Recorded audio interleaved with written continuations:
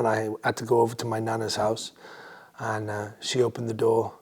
She looked at me and she was like, "Well, you look like a canary's arse." Hello, I'm Luke Evans, and today I am talking to Attitude about my life lessons.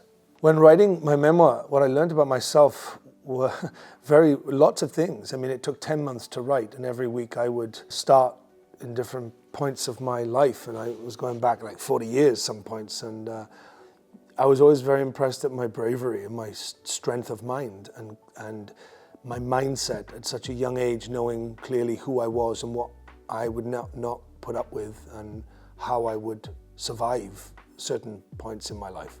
That was a fascinating thing to go back and remember about myself when I was young. In reflection of my memoir and my story, I think one of the best decisions I ever made was to call the Samaritan.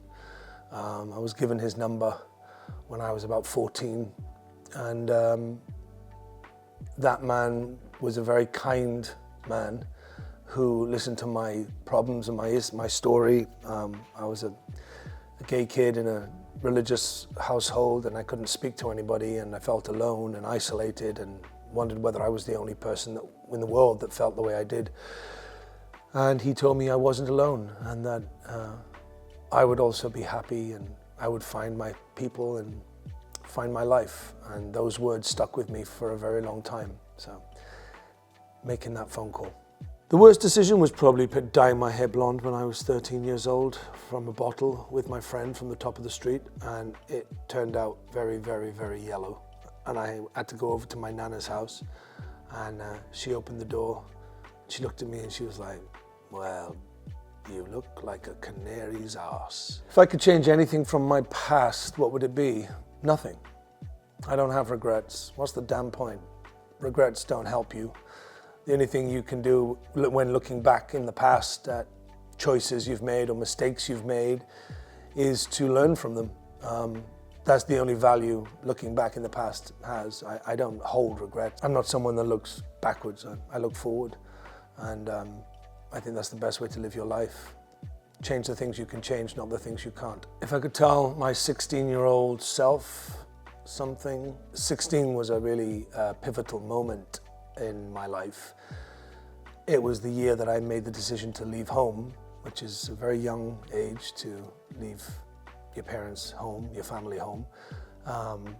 But if I could speak to him at that point, I would probably tell him that he was doing the right thing and that it was all going to be okay. I think one of the biggest lessons I've learned in life is to take opportunities when they arise.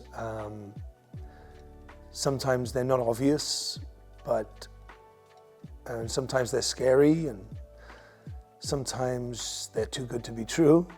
But when they come your way, to take them, if you can. They're not frequent. Opportunities are not all the time, and so you have to have your eyes opened to when they do come your way, because opportunities are things that can change your life. Really completely change your life, and I'm very aware of that as I have grown through my life. The opportunities that came to me were huge, momentous things that changed who I was and where I am. A moment that I will treasure forever will be the day that I went home to my mum and dad and was able to give them the keys to their next door neighbor's house. That was a very special day because it was a wonderful thing I could do for my mum and dad to protect them, secure them safely, financially. And I did it before I did anything for myself. And I'll always remember that moment as a lovely thing for both them and for me. Yeah. What does happiness look like to me? It can be many things. I mean, it's to be happy in your job is a wonderful thing because we spend so much time working in our lives. I have that. I'm very lucky to have a job I love and I'm very passionate about. And I think happiness is about living your life to the full and being yourself. There's a real depth of happiness that comes with being your authentic self. to be happy with yourself provides a sense of serenity and calmness. And when you're happy with yourself, everything else in the world just seems a little easier. My life motto is life. Take it, breathe it, live it, love it. There's been many turning points in my life which have been very, very important and in retrospect changed the course of my life. One turning point was a professional one when I wrote a card to a casting director at the Donmar warehouse. She responded 7 days later. It was about a play. I knew they were doing a play about two Welsh boys and I couldn't get an audition, so I thought, fuck it, why don't I just write a card? And she received the card, called me in, and 3 weeks later I got this role, and that role changed my whole career. It was a play called Small Change, written by Peter Gill.